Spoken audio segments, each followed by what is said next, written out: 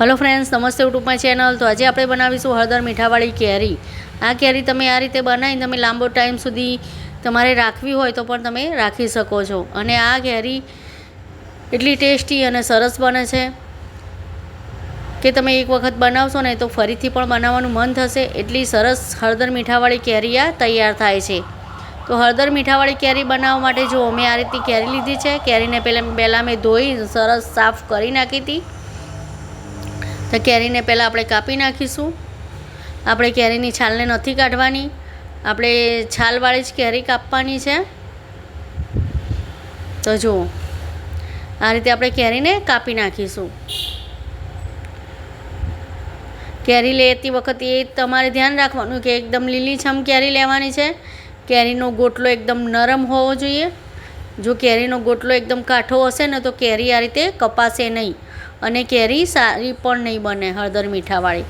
એટલે એટલું વાતનું ધ્યાન રાખવાનું કે જ્યારે તમે હળદર મીઠાવાળી કેરી બનાવો ને ત્યારે તમારે આ રીતની એકદમ તાજી જ કેરી લેવાની છે। તાજી કેરી હશે ને તો સરસ આ રીતે ગોળ શેપમાં કપાઈ જશે અને ગોટલો પણ સરસ કપાઈ જાય છે આનો। તો જો આ રીતે આવા એના પીસ કરી દઈશું કેરીના અને ગોટલાને આપણે કાઢી લઈશું આ રીતે। આ ગોટલીનો તમે મુખવાસ બનાવો ને તો પણ એકદમ સરસ મુખવાસ બને છે ગોટલીઓનો। એ જ રીતે આપણે બધી કેરીને કાપી દઈશું। જો એ જ રીતે આપણે બધી કેરીને કાપી દેવાની છે।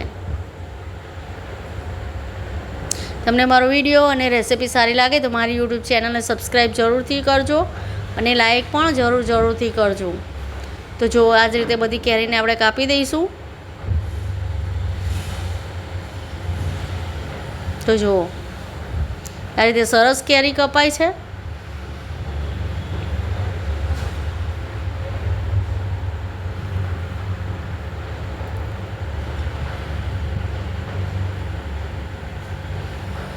તમે આ રીતે કાપીને તમે લાંબો ટાઈમ સુધી પણ કેરીને ખાઈ શકો છો બનાવી અને છોકરાઓને તો ખૂબ ભાવે છે આવી કેરીઓ।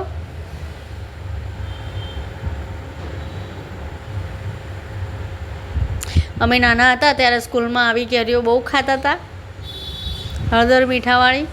એટલી સરસ અને એટલી ટેસ્ટી લાગતી હતી કેરી। એટલે હું મારા છોકરાઓ માટે પણ આ રીતની કેરી બનાવીને મૂકી દઉં છું કેમ કે છોકરાઓને આવી કેરી ખૂબ ભાવે છે। તે જ રીતે બધી કેરીઓને કાપીને આ રીતે આપણે બધી ગોટલીઓને કાઢી નાખીશું। જુઓ આ રીતે આપણે બધી ગોટલીઓને કાઢી નાખવાની છે। તો જો અહીંયા કેરીઓ આપણી કપાઈ ગઈ છે તો ગોટલીઓને આપણે અલગ કાઢી લઈશું। જો તમને મારો વિડીયો સારો લાગે તો મારી યુટ્યુબ ચેનલને સબસ્ક્રાઈબ જરૂરથી કરજો અને લાઈક પણ જરૂરથી કરજો। તો જો બધી કેરીઓ આપણી કપાઈ ગઈ છે। તો અહીંયા મેં ગરમ પાણી લીધું છે। આપણે વધારે પાણી ગરમ નથી કરવાનું, આપણી આંગળી ડૂબે ને આપણી આંગળીમાં સહેજ ગરમ લાગે ને એવું જ પાણી ગરમ કરવાનું છે। બહુ વધારે ગરમ નથી કરવાનું। બહુ વધારે ગરમ પાણી હશે ને તો કેરી એકદમ પોચી થઈ જશે અને ખાવામાં સારી નહીં લાગે। એટલે આપણે જેટલી આપણી આંગળી ડૂબે ને એટલું જ ગરમ પાણી કરવાનું છે। પછી એમાં આપણે હળદર અને મીઠું એડ કરી દઈશું અને પછી કાપેલી કેરી એડ કરી દઈશું આ રીતે। જો તમે દિવસે બનાવતા હોય તો સવારે બનાવો તો સાંજે કેરીને જોઈ લેવાની અને જો તમે રાત્રે બનાવતા હોય તો તમારે સવારે કેરીને જોઈ લેવાની। જોઈને પછી એક બરણીમાં આપણે કાઢી લેવાની છે કેરીને। હવે આ કેરીને આપણે 4 થી 5 કલાક માટે મૂકી દઈશું।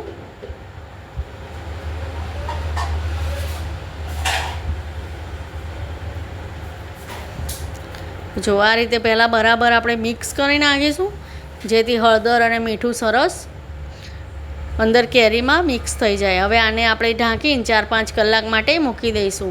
હવે 4-5 કલાક પછી જોઈ લઈશું તો જો કેવી સરસ કેરીઓ થઈ ગઈ છે, એકદમ પોચી અને કેવી સરસ એકદમ તમે જોશો ને એકદમ રબર જેવી કેરી થઈ જશે અને ખાવામાં તો એટલી ટેસ્ટી અને સરસ લાગે છે આ કેરી. તો જો સરસ હળદર મીઠું અંદર કેરીમાં મિક્સ થઈ ગયું છે.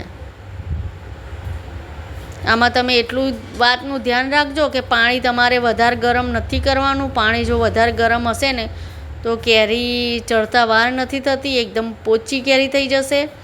એટલે પાણી આપણે જ્યારે ગરમ કરીએ ને ત્યારે થોડું થોડું જ પાણી ગરમ કરવાનું છે, તો જ આપણી કેરી આ રીતની એકદમ સરસ બનશે. હવે કેરીને આપણે એક બરણીમાં કાઢી લઈશું. તમારે જો બરણીમાં ચોખ્ખું પાણી અંદર એડ કરો ને તો એ પાણી તમારે જો લાંબો સમય સુધી કેરી રાખવી હોય ને તો તમારે રોજ પાણી બદલવું પડશે. નકર જો તમે એનું એ પાણી રાખશો ને અંદર તો કેરી ખરાબ થઈ જશે. તો તમારે લાંબો ટાઈમ સુધી કેરી આ રીતે કાપીને રાખવી હોય તો તમારે બરણીમાં રોજ પાણીને બદલતું રહેવાનું, રોજ અંદર નવું પાણી ઉમેરી દેવાનું, જેથી કેરી ખરાબ નહીં થાય અને કેરી એકદમ સરસ એવી ને એવી જ રહેશે. તો હવે જો આપણે એમાં ચોખ્ખું પાણી એડ કરી દઈશું. તમે જો હળદર મીઠામાં જ અંદર રહેવા દેશો ને તો કેરીનો સ્વાદ કડવો થઈ જશે.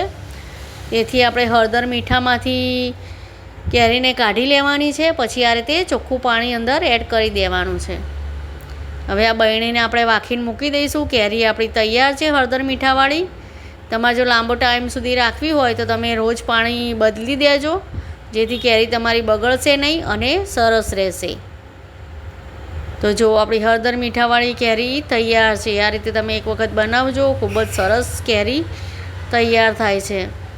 તમને મારો વિડીયો સારો લાગે તો સબસ્ક્રાઈબ જરૂરથી કરજો. બધાને જય મા લક્ષ્મી અને જય શ્રી કૃષ્ણ.